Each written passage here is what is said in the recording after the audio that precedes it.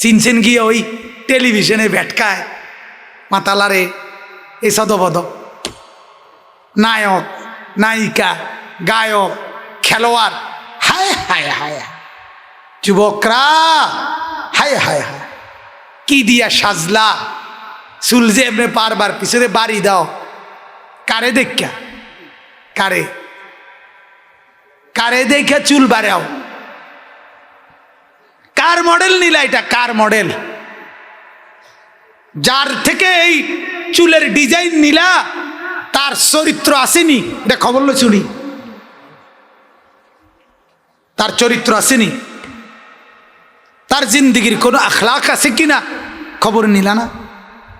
আমাদের মারা, আমাদের বোনরা, আমাদের মেয়েরা, আহা নর্তকী যেভাবে সাজে, সিনেমার নায়িকা যেভাবে সাজে, টেলিভিশনের গায়িকা যেভাবে সাজে, আমাদের বোনেরা মুসলমান হওয়ার পরেও আজকে এইভাবে সেজে গুজে ৮-৬০ কাপড় পরে ঘন্টার পর ঘন্টা পাউডার স্নো মেখে রাস্তায় রাস্তায় হাঁটে, বাজারে আর মার্কেটে অন্য পুরুষদেরকে নিজের রূপ, নিজের যৌবন, নিজের সুন্দর স্বাস্থ্য, আল্লাহর দেওয়া নেয়ামত সেটা দেখায়।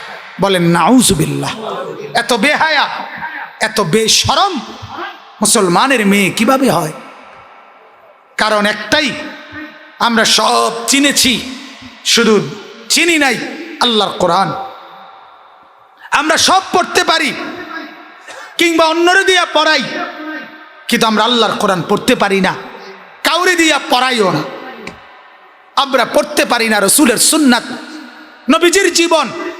কয়জন মুসলমান আছেন, কয়জন বলেন হাত তুলে আল্লাহ নবীর একটা জীবনী, নবীজির জন্ম থেকে নবীজির ইন্তেকাল পর্যন্ত ৬৩ বছরের জীবনী, একটা সুন্দর কিতাব নবীজির জীবনীর পড়ছেন জীবনে, কয়জন পাওয়া যাবে? দেখেন, গ্রামকে গ্রাম খবর নেন, এমনি এশকের কোনো আদন যায় না, এশকের লাগে আদন যায় না, নবীর এশকে গাইল লাইয়া এক কিনার করেলা। আশেকের রসুল কি আমনে আশেকের রসুল নি কহ কেমনে বোঝন? কয় দেখেন না গাইল ও আইবার ফুতাই নবীর দুশ্মন, ইডি আমরা নবীর দুশ্মন, আমরা কৌমি মাদ্রাসার হুজুর, আমরা হইলাম নবীর দুশ্মন। কেন? আমাদের জিলাফির প্রতি কোনো দরদ নাই, আমাদের বিরিয়ানির প্রতি দরদ নাই, আমাদের দরদ মিসওয়াকের প্রতি মিসওয়াক, আমাদের দরদ দস্তরখানের প্রতি। আমাদের কওমি মাদ্রাসাগুলোতে যে কেউ যে কোনো টাইমে গিয়ে দেখতে পারেন, আলহামদুলিল্লাহ দস্তরখান বিছায় খানা খায়, মিসওয়াক করে, অজু করে, এরপরে টয়লেট পেপার ব্যবহার করে, ঢিলা কুলুক ব্যবহার করে চলে, ৫ ওয়াক্ত নামাজ মসজিদে জামাতের সাথে আদায় করে, বিবি পর্দা করে, মা বোন পর্দা করে, ছেলেরা কোরআন পড়ে, হালাল রোজগার করে। তো এগুলো নবীর দুশ্মনের চিহ্ন না? এগুলো নবীর দুশ্মন। তাইলে নবী সাল্লাল্লাহু আলাইহি ওয়াসাল্লামের জন্য আপনার মুখ দিয়া ৫-৭ বার দুরূদ শরীফ, আল্লাহুম্মা সাল্লি আলা সাইয়্যিদিনা মাওলানা মুহাম্মদ, এটা ৪ বার, সালাতুন ইয়া রাসূলুল্লাহ আলাইকুম, সালামুন ইয়া হাবিবাল্লাহ আলাইকুম, এটা মনে করেন ৪ বার, ইয়া নবী সালামু আলাইকা, এটা ৪-৫ বার। এরপরে আবার আল্লাহুম্মা সাল্লি আলা মুহাম্মদ, এই ৫-৭ বার অথবা ৮-১০ বার দুরূদ শরীফ সর্বমোট আপনার মুখ দিয়া পড়াইতে হইলে আপনার কমপক্ষে ৩ আন জিলাফি দেওয়ান লাগে, এক ফোটলা বিরিয়ানি দেওয়ান লাগে, নাইলে আপনি পড়তে রাজি হন না। আর আল্লাহর কসম, আমার শায়েখ আরিফ বিল্লাহ হাকিমুন নফস আল্লামা মুফতি মুশতাকুন নবী কাসিমি সকাল থেকে রাত পর্যন্ত শত শতবার রাসূলুল্লাহর উপরে বিনা জিলাফিতে দুরূদ শরীফ পড়ে। আমরাও পড়ি, আমাদের শায়েখের সবক, আমরাও পীরের মুরিদ, আমরাও বায়াত, আমাদের শায়েখের সবক আল্লামা মুফতি মুশতাকুন নবী সাহেবের শায়েখের সবক এটা। সকালে কমপক্ষে ১০০ বার দুরূদ শরীফ পড়া, সন্ধ্যাবেলায় কমপক্ষে 100 বার দুরূদ শরীফ পড়া। নবীর দুরূদ পড়লে সে দুশ্মন নবীর, কথা বলেন না কেন? নবীজির সুন্নাত মতো চললে সে নবীর দুশ্মন। নবীজিকে কোরআনের মাধ্যমে, হাদিসের মাধ্যমে, সুন্নতের মাধ্যমে, বিবি বাচ্চার পর্দার মাধ্যমে, হালাল রোজগারের মাধ্যমে, টেলিভিশন নাটক সিনেমা না দেখে, বিড়ি সিগারেট না খেয়ে সর্বদা আল্লাহর দ্বীনের উপরে থাকলে এটা নবীর ভালোবাসা না, কথা বলেন না? এটা নবীর মহব্বত না। আল্লাহ তাআলা আমাদেরকে বুঝ দান করেন। অতএব আল্লাহ তাআলা বলেন ওয়ারাফা'না লাকা যিকরাক, বন্ধু আমি আপনার আলোচনা সব কিছুর উপরে তুলে দিয়েছি। অতএব আমরা এই কথাটাই ঊর্ধ্বে তুলে আমরা বলবো নবী সাল্লাল্লাহু আলাইহি সাল্লামের আলোচনা আল্লাহ তাআলাই সব কিছুর উপরে তুলে দিয়েছেন, আমাদের জিম্মাদারি বলতে থাকা। আল্লাহ তাআলা বলেন ওয়া ইদা কুরিআল কোরআন, যখন কোরআন পড়া হয়, তোমাদের সামনে তেলাওয়াত হয়, তখন তোমাদের দুইটা কাজ। এক হলো মনোযোগ দিয়ে কান লাগাইয়ে শোনো, ফাস্তামিউ লাহু। আরেকটা হলো ওয়া আনসিতু, এবং একদম চুপ থাকো। দুইটাই আদেশ। আল্লাহ তাআলা বলেন কান লাগিয়ে মনোযোগ দিয়ে শোনো, আরেকটা হলো চুপ থাকো। তো আল্লাহ তাআলা বলেন তোমার উপকার কি হবে এতে? লাআল্লাকুম তুরহামুন, অবশ্যই তোমার উপরে, তোমাদের উপরে আল্লাহ তাআলার রহমত বর্ষিত হবে। তাহলে এই কথা স্পষ্ট, যার মধ্যে মনোযোগ আছে সে আল্লাহ তাআলার রহমত পাবে। আর রহমতের মানে কি? তাফসীরে রুহুল মাআনিতে লিখছে রহমতের অর্থ হলো তৌফিকুত তাআ, মানে আল্লাহ তাআলা তাকে ইবাদত এবং আমলের তৌফিক দান করবে। তাহলে এই জন্য আল্লাহর কোরআন মনোযোগ দিয়ে শোনা এটা রহমত প্রাপ্তি, আন্তরিকতা নিয়ে শোনা, মনোযোগ দিয়ে শোনা। অনেক মুরব্বী মসজিদে জুমার বয়ান হয়, ও মাথা নিচের দিকে নোয়ায় বসে বসে জুরায়, এটা একটা অভ্যাস বানায় নিছে, মনে করে ক্লান্তি না, এটা অভ্যাস। ক্লান্তি হইলে তো প্রতিদিনই পৌনে একটার দিকে ওনার জুড়ে নিয়ে এবার কথা, শুক্রবারে কেন আসে? এরপরে নওজোয়ান ছেলেরা মসজিদের বারান্দায় পিছনে পরস্পর কথাবার্তা, ধাক্কাধাক্কি, হাসি ঠাট্টা, মজাক, এটাকেই জিন্দিগি বানায় নিছে। ফলে মসজিদের ইমাম সাহেবরা অনেক মূল্যবান বয়ান করে, কষ্ট করে, ঘাম ঝরাইয়া কথা বলে, কিন্তু আল্লাহর বান্দারা যেহেতু মনোযোগী হয় না, এই জন্য তাদের জিন্দিগি কোনো পরিবর্তন হয় না। যেখানে যে মনোযোগ দিছে খোদার কসম তার জিন্দিগি বদলাইছে, তার জীবনে পরিবর্তন হয়েছে। যুবক হোক, বুড়ো হোক, নারী হোক, পুরুষ হোক, আল্লাহর কোরআনের প্রতি যার আন্তরিকতা, মনোযোগ, আগ্রহ আছে, আল্লাহ তাআলা বলছে আমি তার উপরে রহমত বর্ষণ করবই। তার মানে তার পরিবর্তন হবেই, পরিবর্তন হবেই। এই জন্য কোরআনুল কারীম মানুষকে পরিবর্তন করার জন্য আসছে, হুদাল্লিন নাস, মানুষের হেদায়েতের জন্য, মানুষের হেদায়েতের জন্য। আল্লাহ তাআলা বলছে অনুনাজ্জিলু মিনাল কোরআনি মা হুয়া শিফা, আল্লাহ তাআলা বলেন আমি কোরআন নাজিল করেছি শিফা, রোগের আরোগ্য, রোগের শেফা হিসাবে। বাহ্যিক রোগ, জ্বর, সর্দি, কাশি, মাথা ব্যথা, ঠান্ডা, বিভিন্ন রকমের রোগ আল্লাহ তাআলা বলেন এগুলো কোরআনুল কারীম পড়ার দ্বারা আল্লাহ তাআলা সুস্থ করে দেয়।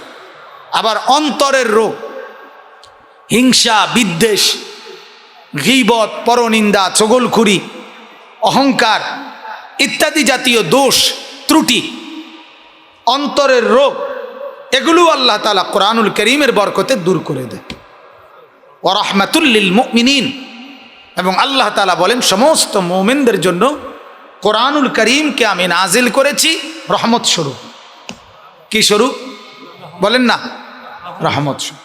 রহমত এজন্য ভাই যিনি মনোযোগ দেয়, ছোট বড় যেই, কত যুবক মাশাআল্লাহ জিন্দিগি বদলায় ফেলে, কলেজে পড়ে, ইউনিভার্সিটিতে পড়ে, জেনারেল বিভিন্ন কাজ করে, হঠাৎ বদলে যায়। দেখবেন বদলে যাওয়ার পিছনে ঘটনা হলো কখনো কোথাও কোনো আল্লাহওয়ালার কথা একটু মনোযোগ দিছে আর আল্লাহ তাআলার পছন্দ হয়েছে, তো আল্লাহ তাআলা তাকে বদলে করে দিছে। আল্লাহ তাআলার মায়া লাগছে, তো আল্লাহ তাআলা তাকে এই আন্তরিকতার কারণে দিল বদলে আল্লাহর দ্বীনের দিকে ফিরাইয়া দিছে। এজন্য ভাই, মুরব্বী, জওয়ান, ছেলেরা, সবার কাছে অনুরোধ, আজকে না শুধু সব সময়ের জন্য, আমি এটা সবসময় বলি, প্রতিদিন বলি আমি এটা, কিছুটা মনোযোগ, আন্তরিকতা আল্লাহর কোরআনের প্রতি আপনার জিন্দিগি পরিবর্তন করবে।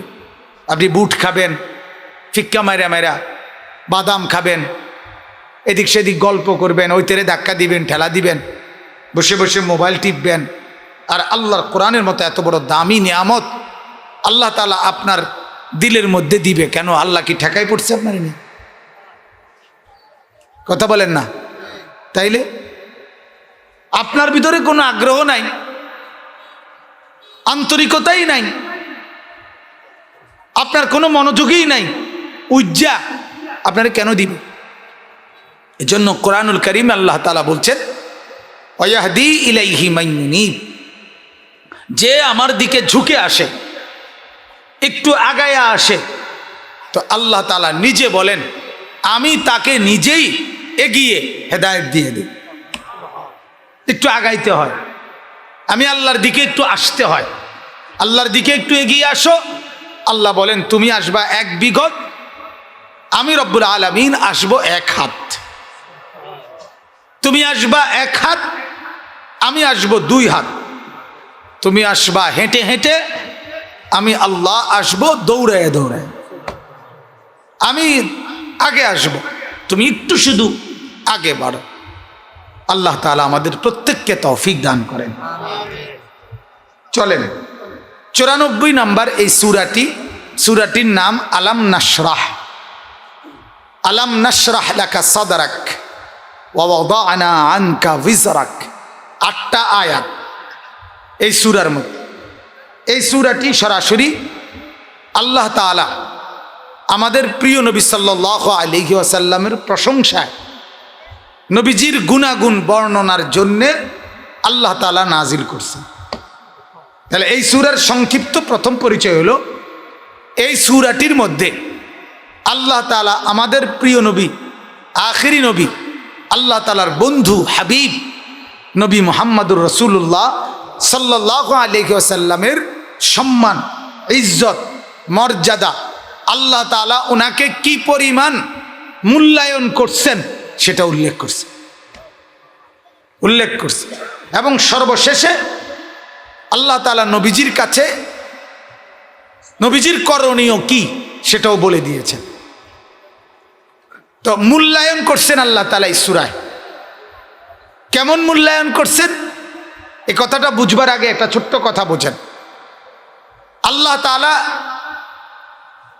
আমাদের প্রিয় নবী সাল্লাল্লাহু আলাইহি ওয়াসাল্লামের পূর্বে যত নবী, সমস্ত নবীর ক্ষেত্রে বেলায় আল্লাহ তাআলার আচরণ ছিল একরকম, আর আখিরি নবী, বন্ধু হাবিব নবী মুহাম্মদ সাল্লাল্লাহু আলাইহি ওয়াসাল্লামের বেলায় আল্লাহ তাআলার আলোচনা, আচরণ ছিল ভিন্ন রকম।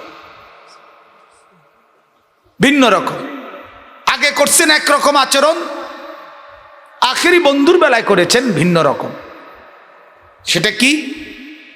একটা উদাহরণ দেই যেটা এই আয়াতের সাথে লাগবে বুঝার জন্য। সেটা হলো, আগের নবীরা আল্লাহ তাআলার কাছে বিভিন্ন জিনিস, বিভিন্ন বিষয় ওনারা নিজেরা আল্লাহর কাছে চেয়ে দোয়া করে আল্লাহ থেকে নিয়েছেন। ওই একই জিনিস আল্লাহ তাআলা আমাদের নবীর বেলায় আল্লাহ তাআলা বলছে, আপনি আগের নবীদের মতো চাইতে হবে না, আমি আল্লাহ না চাইতেই আমাকে আপনাকে আমি এমনিতেই দান করব। আপনার বেলায় ভিন্ন রকম, ভিন্ন রকম। যেমন কোরআনুল কারীমের মধ্যে আছে আল্লাহ নবী ইব্রাহিম আলাইহিস সালাম, ইব্রাহিম নবী তিনি আল্লাহ তাআলার কাছে দোয়া করছিলেন। কোরআনে আছে রব্বি লা তুখজিনি ইয়াউমা ইউবাসুন ইয়াউমা লা ইয়ানফাউ মালুন ওয়ালা বানুন। ইব্রাহিম আলাইহিস সালামের দোয়া ছিল, আল্লাহ কিয়ামতের দিন যখন আপনি সবাইকে উঠাবেন সেই হাসরের মাঠে, যেদিন স্ত্রী পুত্র পরিজন মাল সম্পদ কোনো কিছুই কোনো কাজে আসবে না, আল্লাহ আমি ইব্রাহিমকে আপনি সেদিন হাসরের মাঠে বেইজ্জতি করবেন না, আমারে লজ্জিত করিয়েন না, আমারে বেইজ্জতি করিয়েন। ইব্রাহিম আলাইহিস সালামের মতো নবী হাসরের মাঠের ব্যাপারে এটা বলছে। তাহলে এখানে নবী নিজে চাইছেন, কোন নবী কথা বলেন না? ইব্রাহিম আলাইহিস সালাম আল্লাহর কাছে চেয়েছেন যে আল্লাহ আপনি আমাকে হাসরের মাঠে বেইজ্জতি করবেন না, দোয়া করছে রব্বি। এবার আসেন আমাদের নবীর বেলায়, আখিরি নবী সাল্লাল্লাহু আলাইহি ওয়াসাল্লামের বেলায় সরাসরি আল্লাহ তাআলা বলছেন, বন্ধু আপনি ইব্রাহিম নবীর মতো আপনি চাইতে হবে না, আপনি বলতে হবে না, বরং আমি আল্লাহ নিজেই বলছি আপনাকে। এটাও কোরআনের আয়াত, ইয়াউমা লা ইউখজিল্লাহুন নাবিয়্যা। বন্ধু আমি ওয়াদা দিচ্ছি হাসরের ময়দানে আমি আল্লাহ আপনাকে বেইজ্জতি করব না। ইব্রাহিম চেয়ে নিছে, আপনাকে না চাইতেই দিলাম। মজার কথা হলো আমাদের প্রিয় নবী সাল্লাল্লাহু আলাইহি ওয়াসাল্লামের একটা চিরাচরিত নিয়মিত ধারাবাহিক অভ্যাস ছিল, নবীজি যে কোনো ব্যাপারে ওনার কোনো মর্যাদা পেলেও সাথে সাথে নবীজি চাইতেন এটা আমার উম্মত পাক। এটা নবীজির একটা তামান্না ছিল, যেটাই কইতো আল্লাহ তাআলা তো নবীর সাথে সাথে বলতেন আমার উম্মত। এইখানেও তো হাসরের ময়দানে আল্লাহ বলতেছেন আপনাকে আমি বেইজ্জতি করব না।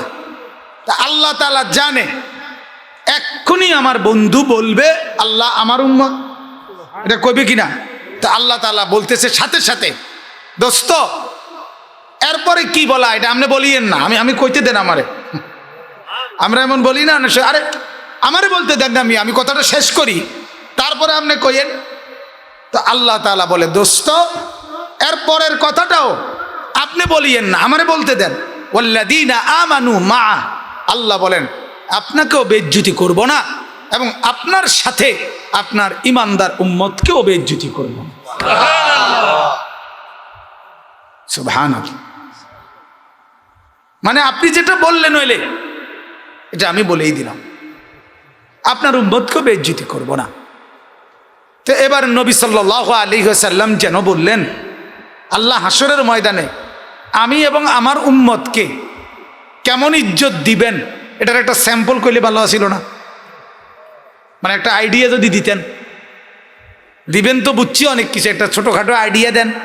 তা আল্লাহ তাআলা বলছে আচ্ছা তো আইডিয়া লো, একটা আইডিয়া দেয় কিরম হইতে পারে। তো আল্লাহ তাআলা বলেন নূরুহুম ইয়াসআ বাইনা আইদিহিম ওয়া বিআইমানিহিম। আপনি এবং আপনার উম্মত হাসরের ময়দানে আমি আল্লাহ আপনাদের সামনে এবং আপনাদের ডানে দুই দিকেই আমি আল্লাহ তাআলা অগণিত আলো নূর যেগুলো দৌড়াইয়া চলমান দৌড়িয়ে আপনাদেরকে অভ্যর্থনা জানিয়ে হাসরের ময়দানে আগায় নিয়ে যান। ইয়াসআ অর্থাৎ পুলিশের গাড়ি, র্যাবের গাড়ি, বিভিন্ন বড় সম্মানিত ব্যক্তিবর্গের আগমনে সামনে অনেকগুলো গাড়ি থাকে যেগুলো লাল নীল হলুদ বাতি প্যাঁ পু এগুলো জাল আওয়াজ করে এরপরে রিসিপশন করে নিয়ে যায়, ঠিকই না বলেন? তো আল্লাহ তাআলা বলেন আপনার সামনে এবং ডানে আমি আল্লাহ তাআলা পর্যাপ্ত পরিমাণ নূর আলো সেগুলো জ্বালাবো।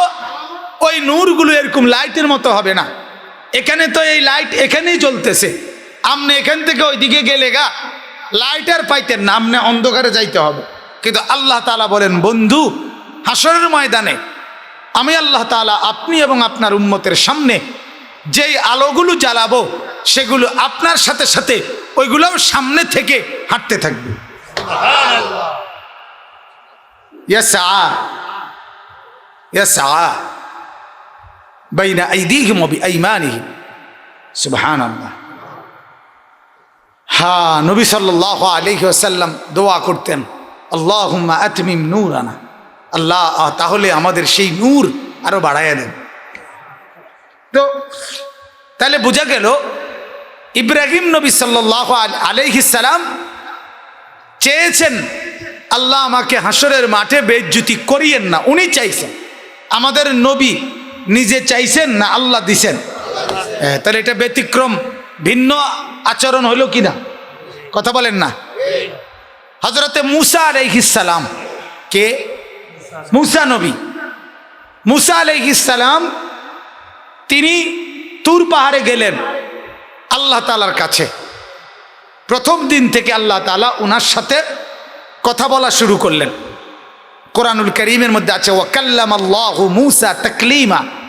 আল্লাহ তাআলা মূসার সাথে খুব বেশি কথা বলছে, অনেক কথা, বারবার বারবার বারবার। তাকলিমা মানে বারবার বুঝাইছে, বারবার কথা বলছে। আর এটা একটা নিয়ম, যখন প্রিয়জনের সাথে, আকাঙ্ক্ষিত কারোর সাথে কেউ লম্বা টাইম বারবার কথা বলে, তখন তাকে দেখতে মন চায়। তখন তাকে কি মন চায়? দেখতে মন চায়, দেখতে মন চায়।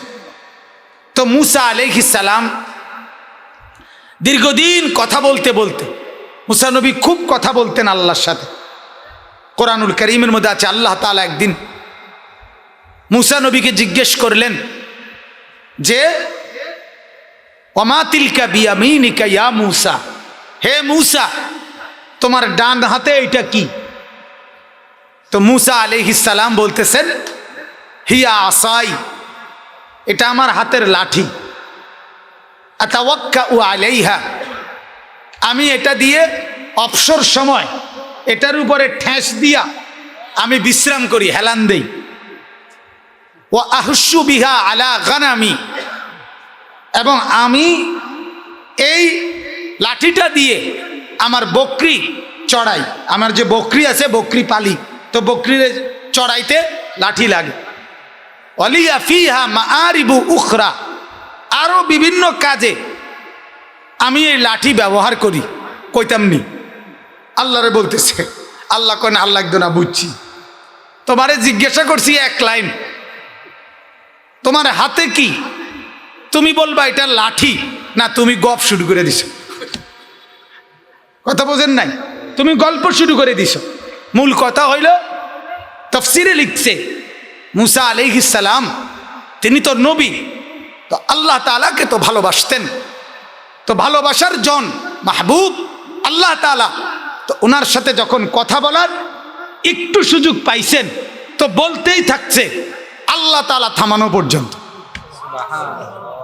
আল্লাহ না থামাইলে কইতে থাই, হিসাব হইল ওনার এইটা। আচ্ছা দেখেন, মূসা আলাইহিস সালামের কথা কোরআনুল কারীম স্পষ্টভাবে উল্লেখ করছে। মূসার কথা আল্লাহর সাথে, এই যে হাতের লাঠি, তারপরে আমি এটা দিয়ে গাছের পাতা পাড়ি, আমি এটা দিয়ে বকরি চড়াই, আমি এটা দিয়ে ঠেস দিয়ে হেলান দিয়ে বিশ্রাম করি। কথাটা বুঝেন? এগুলো আল্লাহ তাআলা কোরআনে উল্লেখ করছেন যে এগুলো মূসা নবী আল্লাহ তাআলার সাথে বলছেন। আমরা যে কিছুদিন ধরে আমাদের কলিজার মধ্যে যেই ব্যথাটা, হযরত মাওলানা মুফতি আশরাফুল আলম ওবায়দী সাহেব তিনিও এতক্ষণ পর্যন্ত মাঝখানে আপনাদের কাছে বলছে যে একজন ব্যক্তি বাংলাদেশে তিনি হাফেজে কোরআন এবং হেফজখানার বিরুদ্ধে উঠে পড়ে লাগছে যে মুসলমান তাদের ছেলেদেরকে যেন বোর্ডিংয়ে রাইখা হেফজখানায় না পড়ায়, ঘরে থাকবে 10টা 11টা পর্যন্ত, সকালে 10টা 11টার দিকে আসবে হেফজখানায়, আসর পর্যন্ত পড়ব, এমনি এমনি হাফেজ হয়ে যাব। দুপুর পর্যন্ত পইরা হাফেজ হয়ে যাব। উনার কাছে এই থিওরি, এটা উনি পেশ করছেন। আরো কত রকমের অকথ্য কথাবার্তা সমস্ত আলেমরা, হক্কানি আলেমরা সারা বাংলাদেশ থেকে এই কথাটার প্রতিবাদ করছে। এই ব্যক্তিটা শুধুমাত্র হেফজখানাকে টিটকারি করছে, ব্যঙ্গ বিদ্রুপ করছে, এটা না। কথার প্রসঙ্গে বলতেছি, এই মূসা আলাইহিস সালাম যার কথা সরাসরি আল্লাহ তাআলা কোরআনে উল্লেখ করছেন, ওনার বক্তব্যটা কোরআনে বলছেন। উনি বয়ানের মধ্যে বলতেছেন যে মূসা নবী কথা বলতেন তুতলাইয়া, তো আল্লাহর সাথে তুতলাইয়া কেমনে কথা বলছে এটা পর্যন্ত নিজে অঙ্গভঙ্গি কইরা তুতলাইয়া তুতলাইয়া আল্লাহর সাথে কথা বলতেছে মূসা নবী, এটা সে নিজে প্রকাশ করে দেখাইছে যে তুতলাইয়া কেমনে কথা বলতো। অথচ আল্লাহর কোরআন অথবা রাসূলুল্লাহর হাদিস, এই 1400 বছরের ইতিহাসে পৃথিবীর কোন আলেম, পূর্ববর্তী 1450 বছরের কোন সাহাবী, তাবি, আউলিয়া, বুজুর্গ, মুহাদ্দিস, মুফাসসির কেউ এটাকে মূসা নবীর এই কথাকে এরকম তুতলাইয়া প্রকাশ করে নাই, একমাত্র এই ব্যক্তিটাই প্রকাশ করছে। আপনারা বলেন এটা অন্যায় কিনা? এটা অন্যায় কিনা বলেন না? তিনি একজন নবী, শ্রেষ্ঠ নবী। আল্লাহ তাআলার আম্বিয়াদের মধ্যে যে কয়জন উলুল আজম নবী, নবীদের মধ্যে সবচেয়ে দৃঢ় চেতা যে কয়জন নবী, এর মধ্যে মূসা নবী একজন। যেই নবীর পরামর্শের সময় আল্লাহর নবী সাল্লাল্লাহু আলাইহি সাল্লামকে মেরাজের রাত্রে 6ষ্ঠ আসমানে ফেরত আসার সময় উনি বলছিলেন, এই মূসা নবী বলছিলেন যে হে আল্লাহর নবী, আখিরি নবী সাল্লাল্লাহু আলাইহি সাল্লাম, 50 ওয়াক্ত নামাজ নিয়া আপনি যাইয়েন না, আপনার উম্মত পারতো না, আপনি গিয়ে কমায় আসেন। এটা এই নবী বলছে, এই মূসা নবী উনি বলছিলেন এই কথাটা। আমাদের নবী সাল্লাল্লাহু আলাইহি সাল্লাম আল্লাহ তাআলার কাছে গিয়ে গিয়ে কমাইয়া আনছে। প্রত্যেকবারে মূসা নবী বলছে আবার যান, আবার যান। আমাদের পর্যন্ত আখিরি নবীর উম্মতের জন্য উনি হযরতে মূসা আলাইহিস সালাম, ওনার উম্মত না আমরা? আমরা কি মূসা নবীর উম্মত? কথা বলেন। এরপরেও উনি আখিরি নবীর উম্মত। আমাদের জন্য তার আন্তরিকতাটা ছিল এই, তিনি আমাদের নবীর কাছে সুপারিশ করছে, আপনার উম্মতের কষ্ট হবে। অথচ উনি তো আমাদেরকে দেখে নাই। কষ্ট হবে আপনার উম্মতের, আপনি আল্লাহর কাছ থেকে এটা কমায় আনেন। তো যিনি আমাদেরকে আন্তরিকতা দেখাইলেন আখিরি নবীর উম্মতকে, সেই আখিরি নবীর উম্মতের এক ব্যক্তি সেই নবীকে বিদ্রুপ করলো। এটা ইনসাফ হইল? তো এটা কি প্রতিবাদ জানানো উচিত না? অসংখ্য অগণিত বিষয়, অসংখ্য বিষয়, অসংখ্য বিষয় উনি আকাঙ্ক্ষা ব্যক্ত করছে যে বাংলাদেশের হাফেজরা যদি রাত্রিবেলায় মাদ্রাসায় না থাকে, দিনের বেলা যদি খেলাধুলা করতে পারে, তারপরে যদি সকাল 9টা-10টা পর্যন্ত মায়ের কোলে থাকতে পারে, তাহলে ওরা হৃষ্টপৃষ্ট হবে এবং সিনেমার নায়িকা পরিমণির মতো হবে। ওনার আফসোস, বাংলাদেশের হেফজখানার ছেলেরা কেন পরিমণির মতো হলো না? আফসোস। তুলনা দিছে একটা সিনেমার নায়িকার সাথে। আপনি বলেন এটা কথা হলো? গঠনমূলক পরামর্শ, গঠনমূলক পরামর্শ তো যে কেউ দিতে পারে, কথা বলেন না কেন? পরামর্শ দিতে পারে কিনা বলেন না? হুজুর মাইরেন না, কম মাইরেন, বাচ্চা মানুষ কদ্দুর বুঝাইয়েন, এগুলা অভিভাবক আপনারা বলেন না? কথা বলেন না, বলেন কি না বলেন? তো এটা তো বর্তমান অভিভাবকরা প্রতিদিন বলে মাদ্রাসা আইসা, ওস্তাদরাও তো আপনার চেষ্টা করে একটা মাদ্রাসা থুন, যে ঘরে একটা ছোট বাচ্চা, একটা ছেলে ছোট 2 বছরের 5 বছরের, ওই ঘরওয়ালারা ওই বাচ্চাটার জ্বালায়, দৌড়াদৌড়ির জ্বালায়, এটা ভাঙ্গালায়, পানি হালাইয়া দেয়, জগ ভালাইয়া দেয়, কথা বুঝছির কিনা, এর দুষ্টমিতে অস্থির হয়ে যায়। সেখানে 100টা বাচ্চা একসাথে থাকে। আপনারা আল্লাহর দোয়াই করে বলি, আপনারা কেউ একজন আপনাদের এই মাদ্রাসাটায় হেফজখানা না নুরানি মিলাইয়া যে ছেলেগুলো পড়ে, হুজুররা একটা বেলা সরে যাক, 1 ঘন্টা হুজুররা মাদ্রাসার বাহিরে দাঁড়ায় থাকবে রাস্তায়, আপনারা পাবলিক আপনারা একটু তাকাইবেন তামসাটা পোলাফাইন করে কি, কথা বলেন না কেন? বাচ্চারা কি করে দেখবেন, বিল্ডিংটা আলগাইয়া মুরাদনগর নিয়ে তুই পড়ব। এটা তো আমরা ভুক্তভোগী, ঠিক কি না বলেন না কেন? 7,000 8,000 টাকা বেতন, 5-10 হাজার টাকা বেতন, এই অল্প কয়টা টাকা বেতন নিয়া সেই রাতের 3টা থেকে পরের দিন রাতের 10টা পর্যন্ত এই বাচ্চাটার পিছনে লাইগা থাকে। বাচ্চাটার খানা, বাচ্চাটার ঘুম, বাচ্চাটার অজু ইস্তেঞ্জা, বাচ্চাটার পড়ালেখা, বাচ্চাটার মার সাথে কথা কয়, বাবার সাথে মোবাইলে কথা বলে, বাচ্চার খোঁজখবর জানায়, বাচ্চার যে কোনো অসুবিধা হইলে ডাক্তার চিকিৎসা করায়। এই মাত্র 7-8 হাজার টাকার বিনিময়ে আজকে এই কষ্টের পর, এত রকম কোরবানির পরে আমার হেফজখানার উস্তাদরা যদি এই কথা শুনতে হয় স্বগোত্রীয় কোনো ব্যক্তির কাছ থেকে, এর চাইতে লজ্জা, দুঃখ, এর চাইতে জুলুম, এর চাইতে বেইনসাফি আর কি হইতে পারে বলেন? কথা বলেন। একজন হেফজখানার হাফেজ সাহেবের বেতন 50,000 টাকা, 1 লাখ টাকা, তাইলে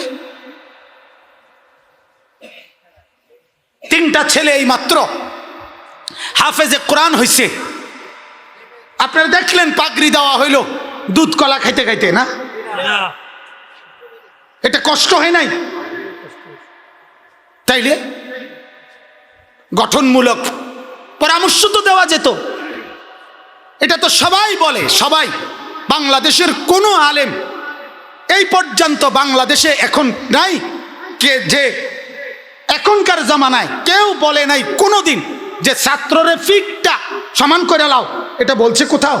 কিন্তু আমাদের যুগে তো ছিল, আমাদের জামানায় তো বাফে মাদ্রাসা দিয়ে এসে বলছে, আপনাদের প্রত্যেকের জামানায় আমাদের আমলগুলোতে যে হুজুর ধরেন গোস্ত আমনের আড্ডি আমার, ঠিক কিনা বলেন?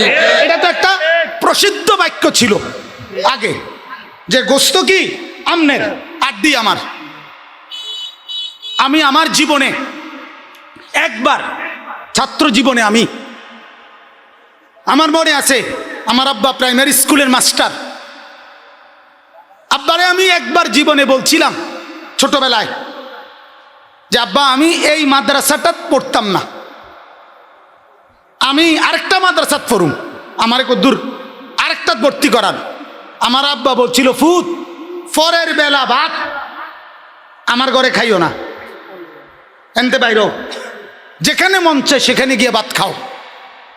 এই কথা আব্বা বলছিলেন। আমি কানতে কানতে চোখ মুছতে মুছতে আবার মাদ্রাসা চলে গেছি। বুঝছি বাবা বড় শক্ত মানুষ, আসলেই ভাত খাইতে দিবে না। তাইলে এরকম শাসন ছিল আগে, সেই শাসনের 1000 ভাগের 1 ভাগ এখন আর নাই। কথা বলেন। আমরা 3 মাস পরে একবার বাড়িতে চিঠি লিখতাম। আমার আমলে, আমার বয়স তো 200 বছর, 50 41 শেষ হয়েছে, 42 শুরু হয়েছে। তাইলে আপনার 3 মাস পরে একবার চিঠি লিখতাম আব্বার কাছে বাসায়। তো মা জানতো। আমার ছাত্র জীবনের প্রথম দিন থেকে দাওরা পর্যন্ত জীবনে কোনোদিন মা কোথায় পড়ছি, কোনো মাদ্রাসায় কোনোদিন মা যায় নাই। আমার আব্বা আমার পুরা পড়ালেখার জীবনে একবার শুধু ব্রাহ্মণবাড়িয়া দারুল আরকাম আমারে দেখতে গেছে, এর দূরে, আর কোনোদিন গেছেন আব্বা। কিন্তু এখন প্রতিদিন মারা বাচ্চাটাকে দেখতে আসে, আসে কিনা বলেন? এরপরে বিদেশ থেকে বাফে প্রতিদিন 1 দিন পর পর 2 দিন পর পর বাবা মোবাইলে হুজুর আমার ফুলাগারে কদুর দেন, কথা কইব, ভিডিও কলে কথা বলে, তারপরে দিয়ে এমনি কথা বলে উস্তাদরা। আমি আমার মাদ্রাসায় প্রত্যেক রোমে রোমে 10টা বড় মোবাইল, ছোট মোবাইল কিনে দিছি বাচ্চাদের শুধু কথা বলার জন্য। তো এইভাবে এত রকমের খোঁজ খবর রাখার পরে বাচ্চা তো আদরেই থাকে, ওস্তাদরাও আদর করে, মা প্রতিদিন আসে, বাবাও খোঁজ খবর রাখে, অভিভাবকের নজরদারি। এরপরেও কোথায় কামড়াইলো আমনেরে? আমনেরে কামড়াইলো কোথায়? আমনের যেরকম দুঃখ কারে কই, আমরাও তো দুঃখ কারে কই? আমরাও তো কথা, এটা দুঃখ কারে কই? দুঃখ কারে কই? আমরাও তো কই, কার তারে কইতাম দুঃখ? এত কষ্ট, এত কোরবানি, এত মেহনত, আজকেও আপনার আলহামদুলিল্লাহ কোন দেশে? কাতার, কুয়েত, হ্যাঁ কুয়েতে আজকে আলহামদুলিল্লাহ আমাদের বাংলাদেশের ছেলে আবু রাহাত নামে আজকে আবারও বাংলাদেশের একটা ছেলে কুয়েতে আপনার 3য় স্থান অধিকার করছে আন্তর্জাতিক হিফজুল কোরআন প্রতিযোগিতায়। বলেন আলহামদুলিল্লাহ, বলেন আলহামদুলিল্লাহ। গোটা বাংলাদেশ না, গোটা পৃথিবী কাঁপায় ফেলছে বাংলাদেশের কোরআন, বাংলাদেশের তেলাওয়াত, বাংলাদেশের হাফেজ। আমার কাছে তো মনে হয় রব্বুল আলামিন যেন বাংলাদেশে হাফেজে কোরআনের খনি দিয়া দিছে। খনি খনি খনি খনি ইনশাআল্লাহ যে পরিমাণ মেহনত চলছে সারা বাংলাদেশে হেফজখানাগুলোতে, আগামী 5 বছরের ব্যবধানে বাংলাদেশে হাফেজ ছাড়া কোনো আলেম হবেই না ইনশাআল্লাহ, ইনশাআল্লাহ। দুশমন টিকবে না ইনশাআল্লাহ, ষড়যন্ত্রকারী টিকবে না ইনশাআল্লাহ, বিদ্বেষ পোষণকারী টিকবে না ইনশাআল্লাহ। বাঘের বাচ্চার মতো সর্বপ্রথম অন্যায়ের বিরুদ্ধে হেফজখানার যখন বিষোদ্গার করছে আমার শায়েখ আল্লামা মুফতি মুশতাকুন নবী কাসেমি, সবার আগে সিংহের মতো গর্জন করে উঠছে। বলেন আলহামদুলিল্লাহ, বলেন আলহামদুলিল্লাহ। আল্লাহ তাআলা আমাদের প্রত্যেককে দ্বীনের সহি বুঝ দান করেন। এই মাদ্রাসাগুলো আজকে 3টা ছেলে এভাবে তো প্রতিদিন বাংলাদেশে প্রতিদিন কোরআনের হাফেজ হইতেছে কিনা বলেন না? এটা কি আমাদের দেশের জন্য নিয়ামত না? সারা দেশের মধ্যে কি পরিমাণ মুসিবত, প্রতিদিন বিদ্যুৎ থাকে কতক্ষণ, আসে কতক্ষণ এখন বোঝা যাচ্ছে না, ঠিক কিনা বলেন না? গ্যাসের সংকট, বিদ্যুতের সংকট, তেলের সংকট। প্রধানমন্ত্রী নিজে ঘোষণা দিছে আগামী অর্থ বছর অর্থনৈতিক মন্দা লাগতে পারে।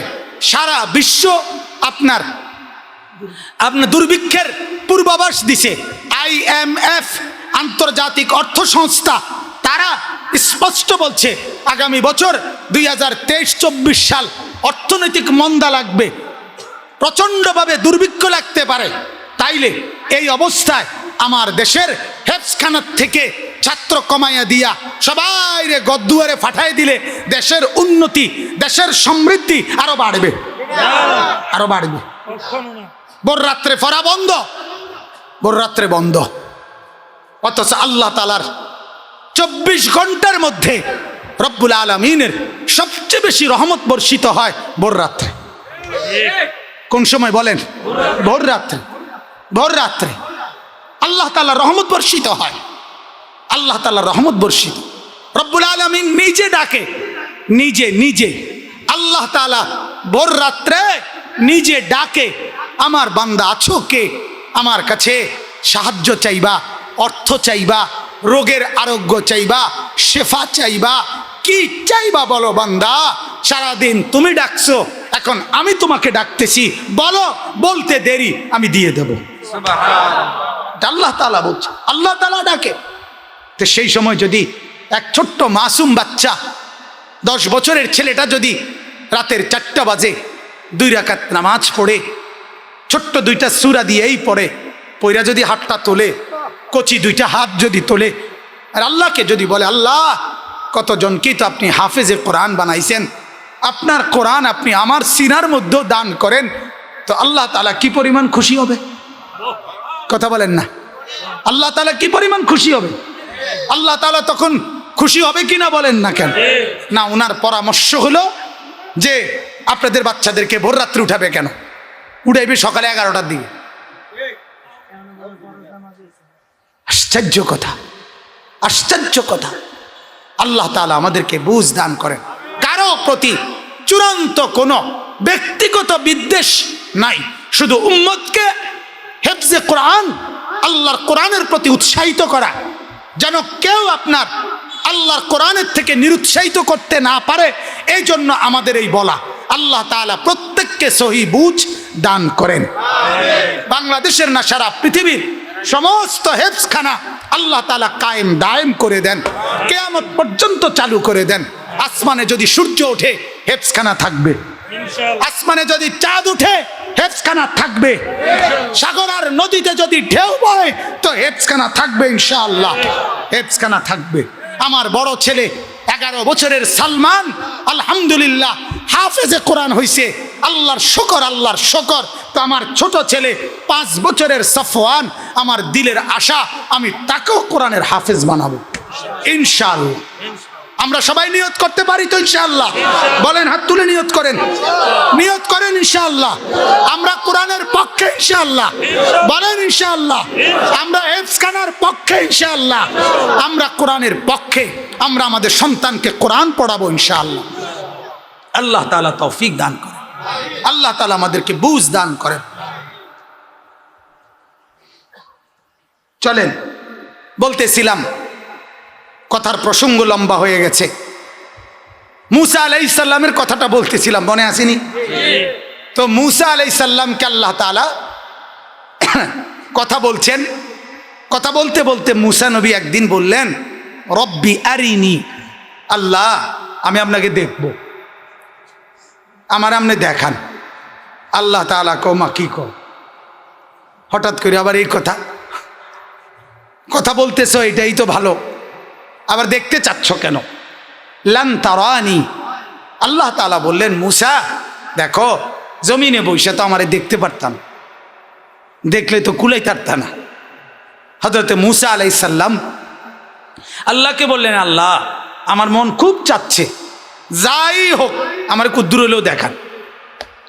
তো আল্লাহ তাআলা বললেন, উনজুর ইলাল জাবাল, হে মুসা তুর পাহাড়ের দিকে তাকাও।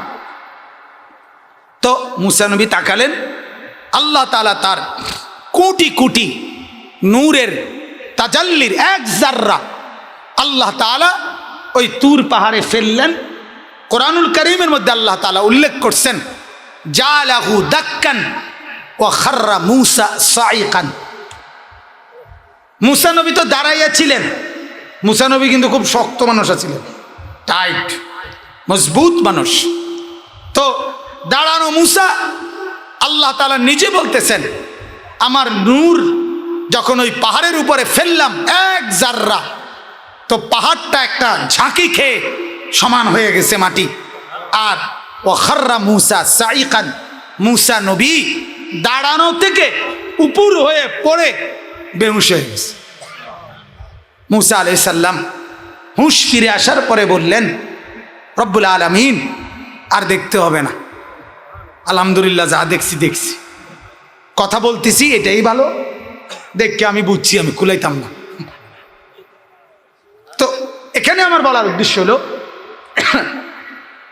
আল্লাহ তাআলার কাছে মুসা নবী চাইলেন, রব্বি আরিনি, আল্লাহ আমি আপনাকে দেখব। তাহলে দেখতে চাইছেন আল্লাহকে কে? কথা বল না ভাই, মুসা নবী। মুসা নবী দেখতে চাইছেন, মুসা নবী দেখতে চেয়েছেন। তিনি দেখতে চেয়ে হযরতে মুসা আলাইহিস সালাম সহ্য করতে পারে নাই। এবার আমাদের নবীর বেলায় আল্লাহ তাআলা বললেন, 50 বছর নবীজির বয়স যখন, নবুয়তের 10 বছর শেষ হয়েছে, 11তম বৎসর শুরু হয়েছে, এই সময় আল্লাহ তাআলা বললেন, বন্ধু শোনেন, ইতিপূর্বে মুসা নবী আমারের সাথে কথা বলতে বলতে একদিন দেখতে চাইছিল আমারে, আমি আল্লাহ তাআলা বলছিলাম পারবা না। তো মুসা নবী চাইছে আমাকে দেখতে, আমি আপনার সাথেও তো আজকে 10 বছর ওয়াহির মাধ্যমে কথা বলতেছি, এখন আপনিও তো চাইতে পারেন মুসা নবীর মতো। আল্লাহ তাআলা বলে না বন্ধু, মুসা তো চাইছে, আপনি চাইবেন না, আপনি চাইেন না, আপনি বইলেন না, আপনি কিছুই বলবেন না, বরং আমি আল্লাহ নিজেই আপনাকে 7 আসমানের উপরে আর শাজিমে আমার খাস দরবারে নিয়ে আমার দিদার আপনাকে, আমার সাক্ষাৎ সরাসরি আমি দান করব। তো আল্লাহ তাআলা নবী সাল্লাল্লাহু আলাইহি সাল্লামকে সরাসরি মেরাজে নিয়ে আর শাজিমে নিয়ে আল্লাহ তাআলা নিজের দিদার নসিব করলেন। নবীজি দেখলেন। তিরমিজি শরীফের হাদিসের মধ্যে আছে, আল্লাহর নবী সাল্লাল্লাহু আলাইহি ওয়াসাল্লাম বলেন, রাআইতু রাব্বি আযজা ওয়াজাল, আমি আমার আল্লাহকে দেখছি। হযরত আব্দুল্লাহ ইবনে আব্বাস নবীজির সাহাবী, উনি বর্ণনা করছেন, শোনো নবীজি বলছেন আল্লাহকে দেখছেন, এই দেখা কাল্পনিক স্বপ্ন অথবা ভাবনাস এরকম কিছু মনে করো না। উনি একবারে হাতের আঙ্গুল দিয়ে দেখাইছে, এই চোখ, চোখ, এই যে চোখ, এই চোখ দিয়ে আমরা যেমন দেখি আল্লাহকে নবী সরাসরি এরকম চোখ দিয়ে দেখছে। কিভাবে দেখছে, কি দেখছে, কেমন ছিল, এই সব যদি আপনি বুঝতেন তাইলে আল্লাযীনা ইউমিনুনা বিল গায়ব, এটা কি কথা বোঝেন নাই? কাজে কেমন, কিভাবে, কেমনে বসছে না কি হয়েছে সেইটা আমাদের দরকার নাই। আমাদের দরকার আল্লাহকে নবীজি দেখছেন এ কথা মেনে নাও। এ কথা কেমন? আল্লাহ তাআলার শান অনুপাতে। কার শান অনুপাতে? আল্লাহ তাআলার শান অনুপাতে। এটা হলো বুঝার বিষয়। চলেন এবার আসেন এই আয়াতের কাছে। এই আয়াতে একই রকম আরেকটা জিনিস। তাহলে এখানেও আমরা দেখলাম মুসা নবী চেয়েছে আল্লাহকে দেখতে, আমাদের নবী চাইছে না, চাইতেই পাইছে। ওইখানেও ইব্রাহিম নবী চাইছে, আমাদের নবী না চাইতেই পাইছে। এখানেও মুসা নবী চাইছে, আমাদের নবী না চাইতেই পাইছে। এবার এখানে একটা উদাহরণ, আল্লাহ তাআলা মুসা আলাইহিস সালামকে, এটাও মুসা নবীর উদাহরণ।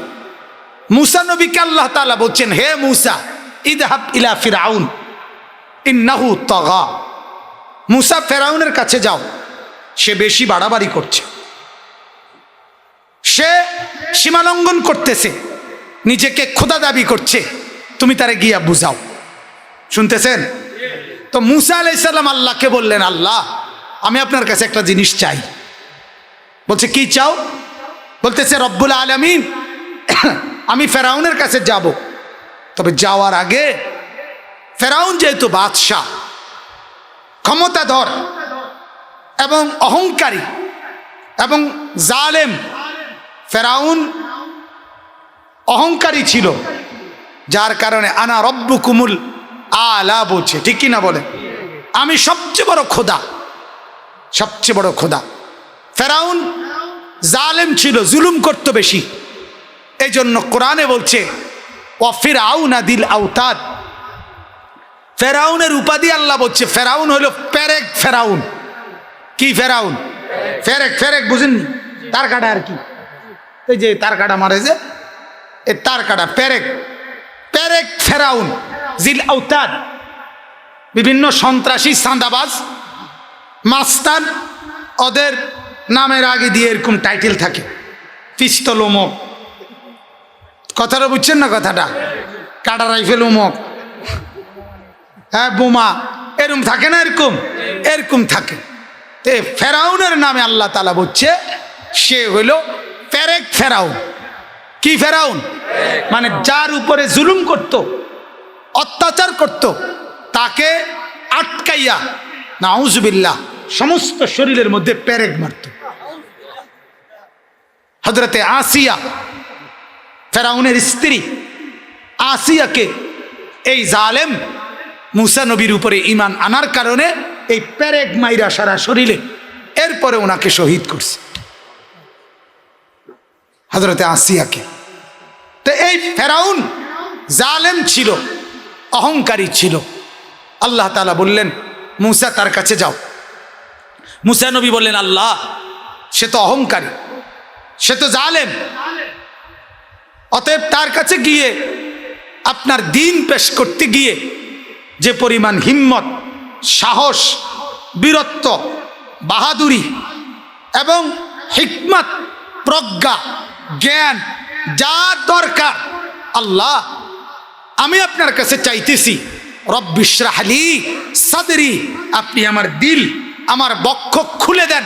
মানে আমার অন্তরে ওই পরিমাণ, যে পরিমাণ হিম্মত, শক্তি, সাহস, বীরত্ব, জ্ঞান, গরিমা, বুদ্ধিমত্তা যা দরকার আপনি আমার দিলে, আমার সিনার মধ্যে আপনি নিজে উন্মুক্ত করে দিয়ে দেন। আল্লাহ তাআলা বলেন দিলাম। কি করলাম? দিলাম।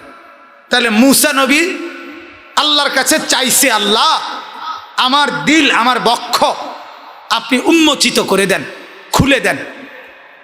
এবার আসেন আমাদের নবী সাল্লাল্লাহু আলাইহি ওয়াসাল্লামের বেলায় আল্লাহ তাআলা 40 বছর বয়সে নবী সাল্লাল্লাহু আলাইহি সাল্লামের উপরে কোরআন নাজিল করে এবার আল্লাহ তাআলা বন্ধুকে বললেন, বন্ধু চতুর্দিকের এই মানুষগুলোকে আপনি বদলে দেন। এরা আল্লাহ চেনে না, আখিরাত চেনে না, পরকাল চেনে না, এমন কোনো অন্যায় অপরাধ নাই এই মক্কাবাসী আরববাসী করে না। চুরি, ডাকাতি, জিনা, ব্যভিচার, মদ, জুয়া, অস্থিরতা, বেহায়াপনা, সমস্ত রকমের অন্যায়, যার কারণে এটাকে জাহিলিয়াত বলতো, অন্ধকার যুগ। ঠিক কিনা বলেন? তাইলে এই মানুষগুলোকে আপনি পরিবর্তন করতে হবে। তো এটাও তো অনেক ভারী কাজ। প্রত্যেকেই জালেম, পাপী এবং দীর্ঘদিনের অসভ্যতা, বখাটেপনা অভ্যস্ত। তো আল্লাহ তাআলা বলেন, বন্ধু এই যে মানুষগুলোকে আপনি এখন দাওয়াত দিবেন, আবু জেহেলের মতো পাষাণ, আবু লাহাব, উতবা, শাইবা, আস ইবনে ওয়াইল, এমনকি সারা পৃথিবীব্যাপী দিন পৌঁছাবেন। আপনারও তো সিনার ভিতরে পর্যাপ্ত পরিমাণ এলেম, হিকমত, নূর, ঈমান, সুজাত অনেক কিছু দরকার। তো আল্লাহ তাআলা বলেন, হে নবী, মূসা তো বলার সময় নিজে চাইছিল, আপনারও তো এখন এই সময় আপনি চাইবেন না, বরং আলাম নাশরাহ লাকা সাদরাক, আমি আল্লাহ আপনি বলবার আগেই আমি আল্লাহ আপনার সিনা, আপনার বক্ষ খুলে যা দরকার আমি দিয়ে দিয়েছি। আপনি বলতে হবে। মূসা নবী চেয়ে নিছে, আপনাকে আমি না চাইতেই দিলাম। আলাম নাশরাহ লাকা সাদরাক। তাহলে আল্লাহ তাআলা বলেন নবী, আমি কি আপনার বক্ষ খুলে দেইনি? আমি তো আপনার বক্ষ খুলে দিছি, আপনাকে তো বলতে হয় নাই। নবী সাল্লাল্লাহু আলাইহি ওয়াসাল্লামের কলিজার ভিতরে, সিনার ভিতরে যে পরিমাণ শক্তি, সাহস দরকার, এলেম, আমল দরকার, তাকওয়া দরকার, সব কিছু সর্বোচ্চ মাত্রায় নিজের থেকেই আল্লাহ তাআলা দিয়ে দিয়েছে। যার ফলে কি হয়েছে, মক্কার কুরাইশরা একবার সবাই মিলে, বড় বড় লিডাররা বলছে, মুহাম্মদ এগুলো ছাড়ো, তোমার এই কালেমার দাওয়াত ছাড়ো, নাইলে কিন্তু তোমার সাথে চূড়ান্ত বোঝাপড়া হবে। আর অথবা তুমি যদি নারী চাও, যা দরকার দেব, সম্পদ চাও, যা দরকার দেব, ক্ষমতা চাও, পুরা মক্কার ক্ষমতা দেব, কিন্তু এগুলো ছাড়ো। কাটছাট কথা। আল্লাহ নবী সাল্লাল্লাহু আলাইহি ওয়াসাল্লাম বললেন, ওয়াল্লাহি লা ওয়াদাতুমুশ শামসা ফি ইয়ামিনি ওয়াল কমারা ফি ইয়াসারি। নবী বললেন, মক্কাবাসী আল্লাহর কসম, যদি আকাশের সূর্য আমার ডান হাতে এনে দাও, আর যদি চাঁদ আমার বাম হাতে এনে দাও, তবুও আল্লাহর কসম আমি আমার এই দাওয়াত, আমি আমার এই মিশন ছাড়ব না, ছাড়ব না। আমি এটা লান আতরুকা হাদাল আমর, আমি আমার এই দাওয়াত ছাড়ব না। কি পরিমাণ হিম্মত ছিল! গোটা মক্কার সামনে চোখ রাঙ্গায়া আল্লাহ নবী বলে দিছে, আমি এক বিন্দু ছাড়ব না। আরেক হাদিসে আছে, নবীজি বলছেন, ওয়াল্লাহি লা উকাতিলান্নাহুম হাত্তা তানফারিদা সালিফাতি। আল্লাহ নবী বললেন, তোমরা যদি আমার গর্দান আমার দেহ থেকে আলাদা করে ফেলো, 2 টুকরাও যদি করে ফেলো, তো 2 টুকরা করা পর্যন্ত আমি লড়াই যুদ্ধ তোমাদের সাথে চালিয়েই যাব। এই সাহস, এই হিম্মত, এই ইস্তেকামত, এগুলো নবীজির কলিজার ভিতরে দান করেছেন কে? নবী চাইছে না আল্লাহ নিজেই দিছে? আল্লাহ তাআলা নিজেই দান করছে। আল্লাহ তাআলা নিজেই দান করছে। বলেন আলহামদুলিল্লাহ। আল্লাহ তাআলা বলেন ওয়াদানা আনকা যিসরাক আল্লাযী আনকাযা যাহরাক। হে নবী, 40 বছর বয়সে যখন মানুষগুলোকে পরিবর্তন করতে আমি বলছি, তখন আপনি বড় চিন্তিত ছিলেন। আপনার পেরেশানিতে আপনার পিঠ বাঁকা হয়ে যাচ্ছিল। আহারে আমি কি করবো, এত মানুষকে আমি সারা পৃথিবীর কিভাবে বদলাবো? আল্লাহ তাআলা বলেন আপনার সেই বোঝা, আপনার সেই কষ্ট, আপনার সেই পেরেশানি আমি আল্লাহ নিজের হাতে আমি দূর করে দিয়েছি। যার ফলে আল্লাহ নবী সাল্লাল্লাহু আলাইহি সাল্লাম কাউকে বলতেই সংকোচ করেন, ভয় পায় নাই। ছোটকেও বলছে, বড়কেও বলছে, ধনীকেও বলছে, গরিবকেও দাওয়াত দিছে, ক্ষমতাশালীকেও দাওয়াত দিছে, ফকির আর মিসকিনকেও দাওয়াত দিছে, মনিবকেও দাওয়াত দিছে, গোলামকেও দাওয়াত দিছে। সুবহানাল্লাহ। আল্লাহ তাআলা বলেন এটা আমি করে দিয়েছি। কে করে দিয়েছে? এরপরে আল্লাহ তাআলা বলেন এখন নবী শুনেন, আপনার দিলে শক্তি, সাহস, এলেম, আমল, হিকমত, সমস্ত নূর আমি দিয়েছি। আপনার যত বোঝা, পেরেশানি, অস্থিরতা, টেনশন আমি দূর করে দিয়েছি।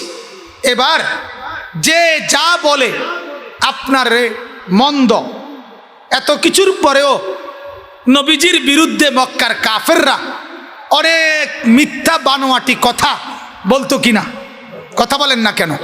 কেউ বলতো পাগল, নাউজুবিল্লাহ, কেউ বলতো জাদুকর, কেউ বলতো জ্যোতিষী, গণক, কেউ বলতো আহমাক, নির্বোধ, এরকম বিভিন্ন কিছু বলতো নবীজির বিরুদ্ধে। আল্লাহ তাআলা বলে বন্ধু সবার সব কথা থুন, আমার কথা শুনেন। ওয়ারাফা'না লাকা যিকরাক, আমার পুরা 18,000 মাখলুকাত, কিংবা কম হোক আর বেশি হোক, আল্লাহ বলেন আমার সমস্ত মাখলুকাতের উপরে, আমার পরে আমি আল্লাহ নিজে আপনার আলোচনা সবকিছুর ঊর্ধ্বে তুলে দিয়েছি। অতএব 2-4 জন পাগলের, 2-4 জন বেঈমানের কোনো মন্দ কথা, 2-1টা মিথ্যা প্রচারণা আল্লাহ বলে বন্ধু আপনারে থামাইতে পারবে না, আপনার ইজ্জত কমাইতে পারবে না।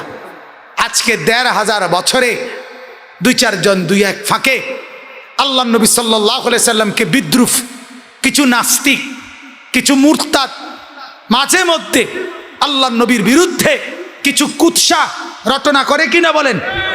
বিভিন্ন সময় বিভিন্ন কাফের বেঈমান আল্লাহ নবীর কিছুটা কুৎসা নিন্দা করতে চেষ্টা করে, কিন্তু এই পর্যন্ত যতজন নবীজির বিরুদ্ধে কুৎসা রটনা করছে, অপমান করে কিছু বলছে কিংবা লিখছে কিংবা আঁকছে, আল্লাহ তাআলা প্রত্যেকটাকেই জুতার ফিতা দিয়েই বেজ্জুতি করছে। একটাও পৃথিবীতে ইজ্জতের সাথে, সম্মানের সাথে মৃত্যুবরণ করতে পারে নাই। ঘৃণিত আর লাঞ্ছিত হয়েই, অপদস্থ হয়েই মরছে। নাউজুবিল্লাহ। তো আল্লাহ তাআলা বলেন ওয়ারাফা'না লাকা যিকরাক, আমি আপনার মর্যাদা উঠাই দিছি। কে? আল্লাহ তাআলা। তাফসীরের মধ্যে লিখছে ইদা যুকিরতু যুকিরতা মাই। কি কথা এটা! আল্লাহ তাআলা বলে বন্ধু আপনার মর্যাদা কেমন শুনেন। এমন আমি আল্লাহর আলোচনা হবে যখন, আপনার আলোচনাও হবে তখন।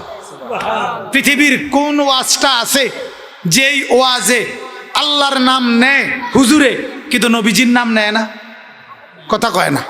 আজ পর্যন্ত কোনো মৌলবী, কোনো ইমাম, কখনো কোনো খতিব, কোনো ওলামা আপনি শুনছেন কোথাও? কথা বলেন না কেন?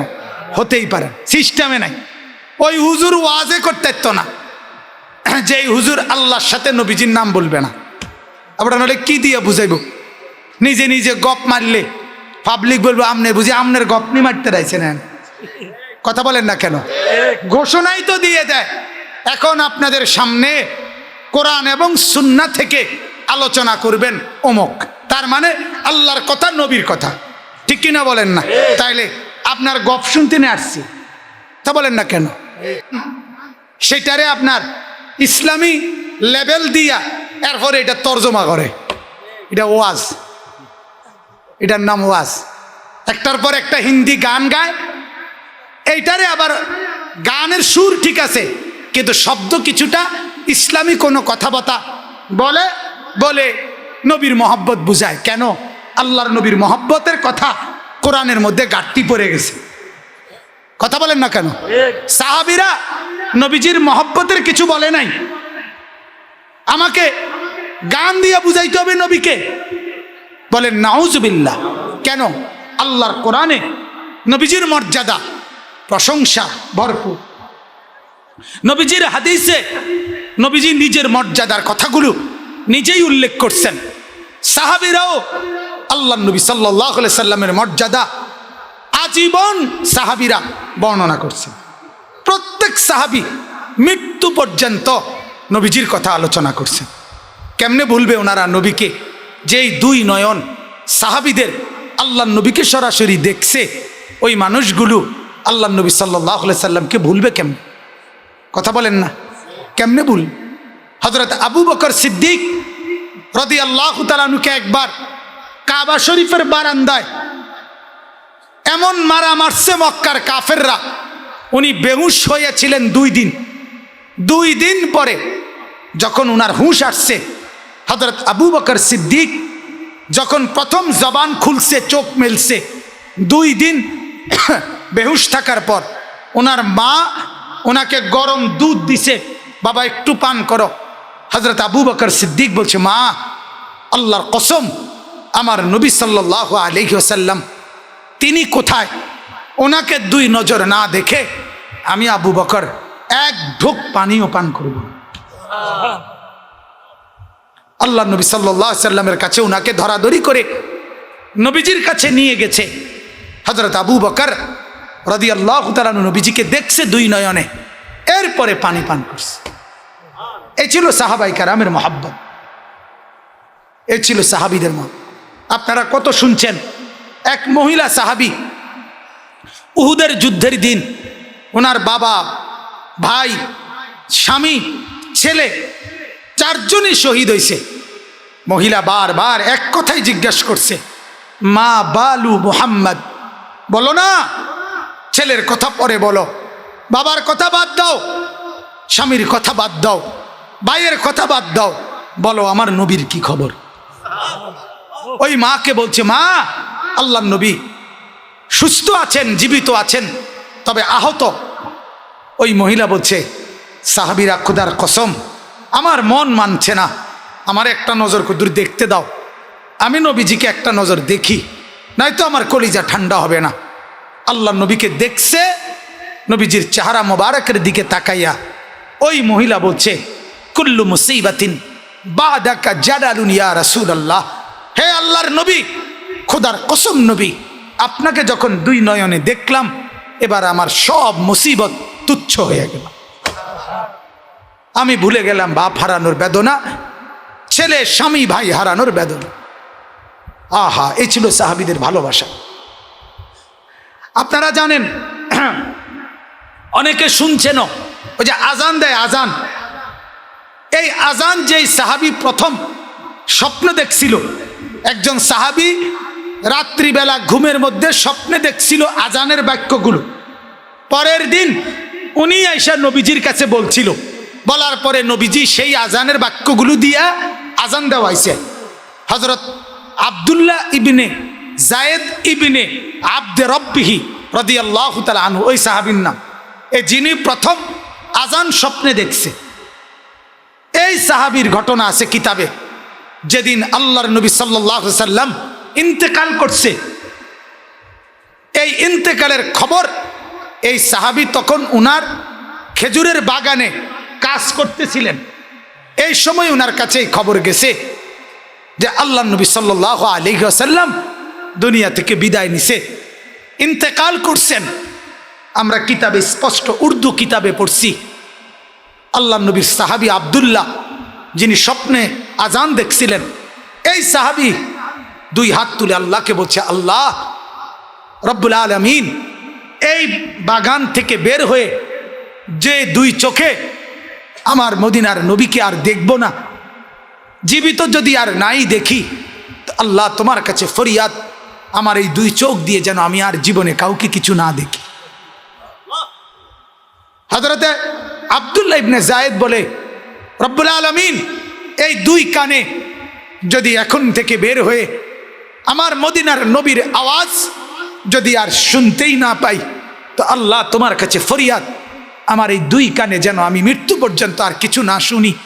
আল্লাহর কসম, কিতাবে আছে এই সাহাবী এরপরে আর মৃত্যু পর্যন্ত চোখেও দেখে নাই, কানেও শুনে না, এমনিতেই বাকি হায়াত পার। এত সাহাবায়ে কেরাম মহব্বত, ভালোবাসা। এজন্য মেরে মোহতারাম, রবিউল আউয়াল মাসে আমার মূল কথা এটাই, নবী সাল্লাল্লাহু আলাইহি সাল্লামের আলোচনা কোরআন থেকে হবে। কোথা থেকে হবে? কোরআন থেকে। নবীজির সুন্নাত থেকে হবে, সাহাবায়ে কেরামের জিন্দেগি থেকে হবে। তাইলেই আপনি বিশুদ্ধ তথ্য, বিশুদ্ধ কাহিনী, বিশুদ্ধ নবীর জিন্দেগি আপনি শুনতে পারবেন। অনর্থক গল্প, অনির্ভরযোগ্য কিচ্ছা কাহিনী, কিছুক্ষণ গজল, কিছুক্ষণ ডুলাডালি, এগুলো করলে আল্লাহ নবী সাল্লাল্লাহু আলাইহি ওয়াসাল্লামের 23 বছরের এক বিস্তীর্ণ জিন্দেগি আপনি জানতে পারবেন না। নবীকে জানতে হবে কোরআন থেকে। কোত্থেকে? আবার বলেন, কোরআন থেকে। নবীকে জানতে হবে নবীর জবান থেকে, নবীকে জানতে হবে সাহাবায়ে কেরাম থেকে, কারণ ওনারা 24 ঘন্টা নবীকে দেখছে কিনা বলে।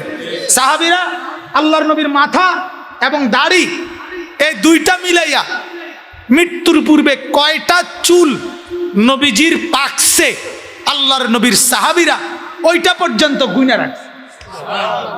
হাদিস স্পষ্ট আছে, সাহাবী বর্ণনা করছেন, আমরা গুণে রাখছি ইন্তেকাল পর্যন্ত 63 বছরে নবীজির মাথা এবং দাড়ি মিলাইয়া 20টা চুল সাদা হয়েছে। কেমন মহব্বতের নজর দিয়া খেয়াল রাখছে সাহাবীরা। কথা বলেন। আল্লাহ নবী সাল্লাল্লাহু আলাইহি ওয়াসাল্লাম কখনো নাক ঝাড়লে, কিতাবে আছে সাহাবীরা কখনোই নাক ঝাড়লে মাটিতে পড়তে দিতেন না। সেটাই সাহাবীরা নাকের শ্লেষ্মা হাতের মধ্যে নিয়ে সারা অঙ্গে মেখে ফেলতেন। নবী সাল্লাল্লাহু আলাইহি ওয়াসাল্লাম, তিনি আল্লাহ নবী সাল্লাল্লাহু আলাইহি ওয়াসাল্লাম অজু করলে অজুর বাকি পানিটুকু সাহাবায়ে কেরাম কারাকারি করে নিজেদের গায়ে, মুখে, সারা শরীরের মধ্যে মেখে নিতেন। ঘাম ঝরলে সেই ঘাম বোতলের মধ্যে পুরে সারা বছরের আতর হিসাবে, মেশক আম্বরের গ্রান হিসাবে ব্যবহার করতেন। নবীজি ডাক দিলে জঙ্গলের খেজুরের গাছ মানুষের মতো পায়ে হাইটা, কিতাবে আছে নবীজির সামনে আইসা কালেমার সাক্ষী দান করছে। মরা গুই সাপ নবীজি ডাক দেওয়াতে নবীজির সাথে কথা বলছে। এক গ্লাস দুধ নবীজির মুজিজা, নবীজি হাতে তুলে দিছে। 120 জন সাহাবী পেট ভরে দুধ পান করছে। একটা বকরি গোশত, একটা বকরি তো আতির রহমান, কথা বলেন না কেন? একটা বকরি 3000 সাহাবী ওই বকরির গোশত পেট ভরে রুটি দিয়া খাইছে, বকরির গোশত শেষ হয়নি। এক কুলি পানি, এক কুলি পানি, মানে কুলি করে না, এক কুলি পানি তো এক বালতি, অল্প কুদ্দু। এক কুলি পানি নবীজির কূপের মধ্যে ফেলছে, খালি কূপ, ওই কূপে এই পরিমাণ পানি উঠছে। 1400 সাহাবী গোসল করছে, অজু করছে, 3 দিন 3 রাত। মেরে মোহতারাম, চেনেন নাই? চিনছেন গিয়ে ওই টেলিভিশনে ভেটকায় মাতালারে এই সদবদ নায়ক নায়িকা গায়ক খেলোয়াড়, হায় হায় হায় যুবকরা, হায় হায় হায় কি দিয়া সাজলা, চুল যে এমনি পারবার পিছনে বাড়ি দাও, কারে দেখা, কারে কারে দেখা চুল বাড়াও, কার মডেল নিলা, এটা কার মডেল? যার থেকে এই চুলের ডিজাইন নিলা তার চরিত্র আসেনি, এটা খবর লো শুনি, তার চরিত্র আসেনি, তার জিন্দিগির কোনো আখলাক আছে কিনা খবর নিলা না। আমাদের মারা, আমাদের বোনরা, আমাদের মেয়েরা, আহা নর্তকী যেভাবে সাজে, সিনেমার নায়িকা যেভাবে সাজে, টেলিভিশনের গায়িকা যেভাবে সাজে, আমাদের বোনেরা মুসলমান হওয়ার পরেও আজকে এইভাবে সেজে গুজে ৮-৬০ কাপড় পরে ঘন্টার পর ঘন্টা পাউডার স্নো মেখে রাস্তায় রাস্তায় হাঁটে, বাজারে আর মার্কেটে অন্য পুরুষদেরকে নিজের রূপ, নিজের যৌবন, নিজের সুন্দর স্বাস্থ্য, আল্লাহর দেওয়া নিয়ামত সেটা দেখায়। বলেন নাউজুবিল্লাহ। এত বেহায়া, এত বেশরম মুসলমানের মেয়ে কিভাবে হয়? কারণ একটাই, আমরা সব চিনেছি, শুধু চিনি নাই আল্লাহর কোরআন। আমরা সব পড়তে পারি কিংবা অন্যরে দিয়া পড়াই, কিন্তু আমরা আল্লাহর কোরআন পড়তে পারি না, কাউরে দিয়া পড়াইও না। আমরা পড়তে পারি না রসুলের সুন্নাত, নবীজির জীবন। কয়জন মুসলমান আছেন, কয়জন বলেন হাত তুলে আল্লাহ নবীর একটা জীবনী, নবীজির জন্ম থেকে নবীজির ইন্তেকাল পর্যন্ত ৬৩ বছরের জীবনী, একটা সুন্দর কিতাব নবীজির জীবনীর পড়ছেন জীবনে, কয়জন পাওয়া যাবে? দেখেন,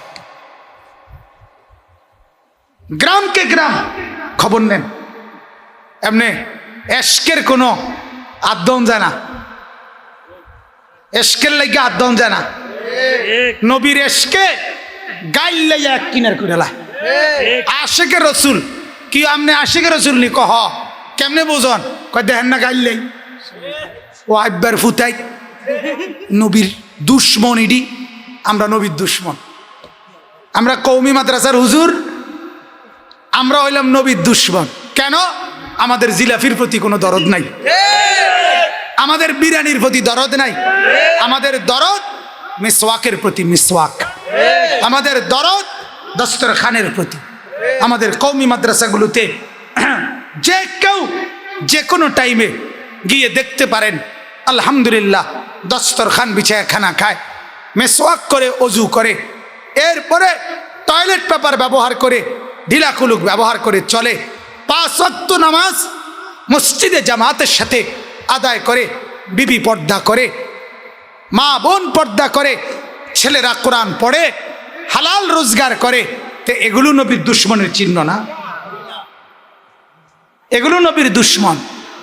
তাইলে নবী সাল্লাল্লাহু আলাইহি ওয়াসাল্লামের জন্য আপনার মুখ দিয়া ৫-৭ বার দুরূদ শরীফ, আল্লাহুম্মা সাল্লি আলা সাইয়্যিদিনা মাওলানা মুহাম্মদ, এটা ৪ বার। সালাতুন ইয়া রাসূলুল্লাহ আলাইকুম, সালামুন ইয়া হাবিবাল্লাহ আলাইকুম, এটা মনে করেন ৪ বার। ইয়া নবী সালামু আলাইকা, এটা ৪-৫ বার। এরপরে আবার আল্লাহুম্মা সাল্লি আলা মুহাম্মদ, এই ৫-৭ বার অথবা ৮-১০ বার দুরূদ শরীফ সর্বমোট আপনার মুখ দিয়া পড়াইতে হইলে আপনার কমপক্ষে ৩ আন জিলাফি দেওয়ান লাগে, এক ফোটলা বিরিয়ানি দেওয়ান লাগে, নাইলে আপনি পড়তে রাজি হন না। আর আল্লাহর কসম, আমার শায়েখ আরিফ বিল্লাহ হাকিমুন নফস আল্লামা মুফতি মুশতাকুন নবী কাসিমি সকাল থেকে রাত পর্যন্ত শতবার রাসূলুল্লাহর উপরে বিনা জিলাফিতে দুরূদ শরীফ পড়ে। আমরাও পড়ি, আমাদের শায়েখের সবক, আমরাও পীরের মুরিদ, আমরাও বায়াত, আমাদের শায়েখের সবক আল্লামা মুফতি মুশতাকুন নবী সাহেবের শায়েখের সবক এটা। সকালে কমপক্ষে ১০০ বার দুরূদ শরীফ পড়া, সন্ধ্যাবেলায় কমপক্ষে ১০০ বার দুরূদ শরীফ পড়া। নবীর দুরূদ পড়লে সে দুশ্মন নবীর। কথা বলেন না কেন? নবীজির সুন্নাত মতো চললে সে নবীর দুশ্মন। নবীজিকে কোরআনের মাধ্যমে, হাদিসের মাধ্যমে, সুন্নতের মাধ্যমে, বিবি বাচ্চার পর্দার মাধ্যমে, হালাল রোজগারের মাধ্যমে, টেলিভিশন নাটক সিনেমা না দেখে, বিড়ি সিগারেট না খেয়ে সর্বদা আল্লাহর দ্বীনের উপরে থাকলে এটা নবীর ভালোবাসা না। কথা বলেন না? এটা নবীর মহব্বত না। আল্লাহ তাআলা আমাদেরকে বুঝ দান করেন। অতএব আল্লাহ তাআলা বলেন ওয়ারাফা'না লাকা যিকরাক, বন্ধু আমি আপনার আলোচনা সব কিছুর উপরে তুলে দিয়েছি। অতএব আমরা এই কথাটাই ঊর্ধ্বে তুলে আমরা বলবো নবী সাল্লাল্লাহু আলাইহি সাল্লামের আলোচনা আল্লাহ তাআলাই সব কিছুর উপরে তুলে দিয়েছেন। আমাদের জিম্মাদারি বলতে থাকা। আমাদের জিম্মাদারি কি? বলতে। আমনে এন থেকে কইবেন কোন, জন্ম থেকে আমনে কইবেন কোন, আমনে তাইলে বাল্যকাল থেকে কোন, আপনি যুবককাল থেকে কোন, আমনে নবুয়তের আমল থেকে কোন, আমনে হিজরতের ঘটনা কোন, আমনে গারে সৌরের ঘটনা কোন, আপনি গারে হেরার কথা বলেন, আপনি বদরের যুদ্ধের কথা বলেন, আপনি উহুদের যুদ্ধের কথা বলেন, আপনি রাসূলুল্লাহ সাল্লাল্লাহু আলাইহি সাল্লামের 63 বছরে সেকেন্ড সেকেন্ড মিনিট মিনিট বলেন। খোদার কসম 200 কোটি মুসলমান একসাথে বলতে শুরু করলে কিয়ামত ইসরাফিলের ফু পর্যন্ত, এরপরও মুহাম্মদে আরবির 63 বছরের জিন্দেগির আলোচনা শেষ হবে না, হবে না, হবে না। তাহলে ধাক্কাধাক্কি করেন কেন? ঠেলাঠেলি করবেন কেন? বরং উচিত কোরআনের আলোকে, রাসূলুল্লাহ সাল্লাল্লাহু আলাইহি ওয়াসাল্লামের সুন্নাতের আলোকে উম্মতকে ফিরাইয়া আনা। আমাদের এই লাখ লাখ যুবক, এদেরকে দিনমুখী কে করবে? 5 ওয়াক্ত নামাজ ঠিক মতো এরা পড়ে না, এদেরকে নামাজি বানানো দরকার না? কথা বলেন না কেন? এই ছেলেগুলো সারাদিন মোবাইল চালায়, অশ্লীল উলঙ্গ ছবি দেখে, এদেরকে মাথায় হাত বুলাইয়া বুকে জড়াইয়া এই গুনাহ থেকে বাঁচানো উচিত না? তো কে করবে? ফেরেশতা। তো মুরব্বীরা দি সাদওয়ানে গপ মারেন, তো করবে কে? মা বাপ দিয়ে সারাদিন টাকা পয়সার হিসাব মিলান, তো করবে কে? সমাজ বদলাবে কে? নেককার বানাবে কে? আমাদের মা বোনদেরকে পর্দানশীল করবে কে? মসজিদগুলোকে নামাজি বাড়াবে কে? অতএব দয়া করে সর্বশেষ কথা এটা, আল্লাহ নবী সাল্লাল্লাহু আলাইহি ওয়াসাল্লামকে কেন্দ্র করে ঝগড়া না করি। ঠিক আছে ইনশাআল্লাহ? নবীজি সাল্লাল্লাহু আলাইহি সাল্লাম এই পৃথিবীতে 63 বছর হায়াত কাটাইয়া গেছেন। আমরা নবীর নামে পরবর্তীতে গালাগালি, ঝগড়াঝাটি, ধাক্কাধাক্কি, ঠেলাঠেলি করতাম। এই জন্য নবী আমাদের কাছে 63 বছরের এই মেহনত করে গেছে না? কি বলে? ইনসাফ এটা বলে? এজন্য আমার শায়েখ আরিফ বিল্লাহ হাকিমুন নফস আল্লামা মুফতি মুশতাকুন নবী কাসিমি হযরতের শেষ ওনার কথাটা বলে আমি শেষ করছি। হুজুর সব সময় বলে, চলো ভাই, হে আল্লাহর বান্দারা, দলাদলি না করি, বরং সবাই গলাগলি করি। কি? দলাদলি নয়, বরং কি? গলাগলি। কোরআনের ভিত্তিতে, সুন্নতের ভিত্তিতে, সাহাবীদের কওলের ভিত্তিতে, আখিরাতের ভিত্তিতে। আখিরাতের ভিত্তি এর ব্যতিক্রম যে তার সাথে গলাগলি নাই। কথা বলেন না? কোরআনের বিরোধী, তার সাথে গলাগলি। রাসূলুল্লাহ সাল্লাল্লাহু আলাইহি ওয়াসাল্লামের সুন্নতের বিরোধী, তার সাথে গলাগলি। সাহাবায়ে কেরামের নীতি আদর্শের বিরোধী, তার সাথে গলাগলি না। ঈমানের ভিত্তিতে, কোরআনের ভিত্তিতে, সুন্নাহর ভিত্তিতে, সাহাবায়ে কেরামের জিন্দেগির ভিত্তিতে আমরা মিলে মিশে আমল করব, একসাথে জান্নাতি হব। আল্লাহ তাআলা আমাদেরকে তৌফিক দান করেন, কবুল করেন, বলেন আমিন। এই মাদ্রাসায় যারা জায়গা জমি, টাকা পয়সা, বুদ্ধি, পরামর্শ, যে যেভাবে মেহনত করছে, আল্লাহ তাআলা প্রত্যেককে উত্তম বিনিময় দান করেন। মাদ্রাসাখান আল্লাহ তাআলা কবুল করেন। মাদ্রাসার সমস্ত জরুরত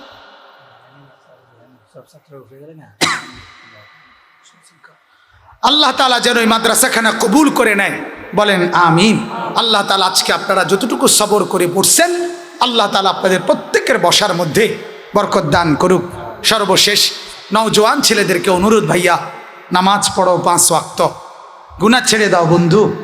আবারও বলছি ভাইয়া, গুনাহ ছেড়ে দাও। সারা পৃথিবীতে অর্থনৈতিক মন্দা, দুর্ভিক্ষ, অভাব, দারিদ্রতা আসতেছে ভাইয়া, মুসিবত আসতেছে, বিপদ আসতেছে। অচিরেই আফসুস হবে, আহা যদি এই এমবির টাকাগুলো জমা রাখতাম, তাহলে তো সামান্য কিছু খাবার খাইতে পারতাম। বিশ্বাস করো ভাইয়া, আজকে প্রতিদিন যে পরিমাণ মোবাইলে এমবি ঢুকাচ্ছ আর শুধু শুধু এই টাকাগুলো শেষ করে ফেলছ, অচিরেই আফসুস হবে, আফসুস আফসুস হবে। করোনাকালীন মাত্র 4 মাসে মানুষের অভাব, মানুষের চোখের পানি দেখছে কে? এজন্য আল্লাহ তাআলা আমাদের প্রত্যেকটা যুবককে চরিত্রবান বানায় দেন, বলেন আমিন। এই যুবকরা আগামী দিনের সম্পদ, এরাই আগামী দিনের পুঁজি। আল্লাহ তাআলা নওজোয়ান বন্ধুদেরকে ঈমান, আমল, নামাজের মহব্বত দান করেন, আমিন। সুবহানাল্লাহি বিহামদিহি, সুবহানাকাল্লাহুম্মা বিহামদিকা, আশহাদু আল্লা ইলাহা ইল্লা আনতা আস্তাগফিরুকা ওয়া আতুবু ইলাইক। মাদ্রাসার ছাত্র না, মাদ্রাসার ছাত্র।